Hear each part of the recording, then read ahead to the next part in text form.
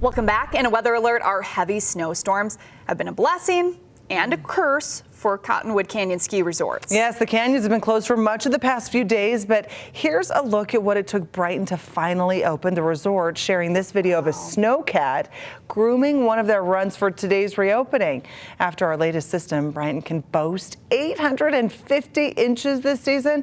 Skiers flocking to Brighton, filling the parking lot before lifts even began running. You can even see how slowly it's moving, just trying to push all of that snow there. Heavy, wet snow. Yes. And a record season for Brighton and so many other resorts also getting that record snowfall. Take a look. Alta, one of them. Snow Basin hitting the 600 club today. And as you look at those numbers and compare them to average, they just tell the whole story. A monumental winter here with record seasons for Solitude, Deer Valley. I mean, look at all that snow. Park City in the 600 club. Snow Basin is now as well. Powder Mountain getting plenty of snow.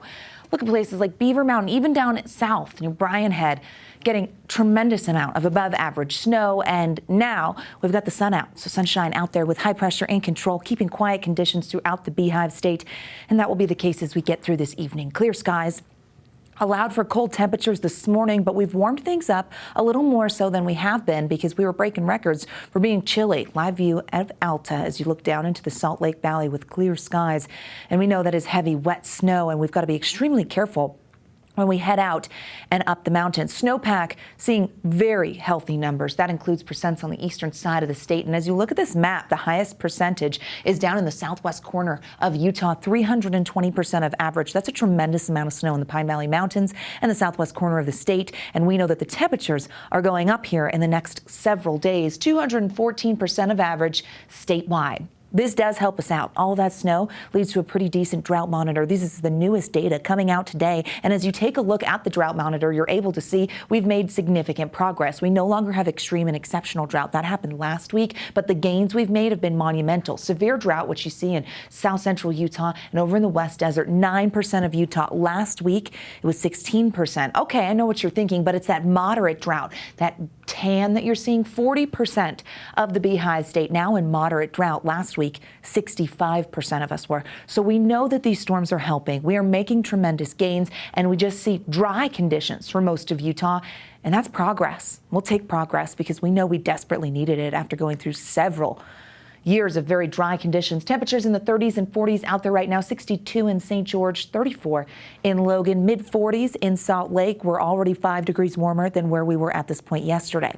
Temperature trend shows the up and up here in the Wasatch Front area, also the case down in southern Utah. With those temperatures warming, we have to be mindful of flooding concerns. Now over in Nevada near Elko and Ely, they have a flood watch already posted. We know that lower elevation snowpack will melt off with this warmth, but flooding not expected in the Beehive State right now. High pressure in control, taking us through what to expect rolling into our Friday. You're going to see cloud cover that increases throughout the state associated with just a little weak disturbance, but the moisture that's coming our way, watch as it skirts around the ridge. Maybe just the slightest chance of a few sprinkles, 8 a.m.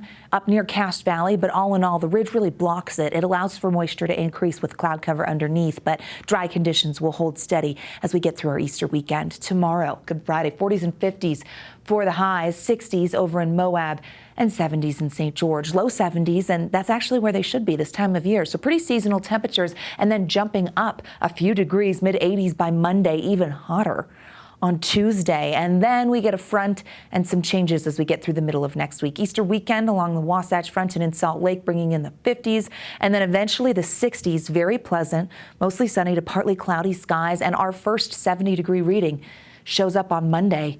Could double up and go for Tuesday as well. Stay with us for those temperature changes by downloading the ABC4 Weather app.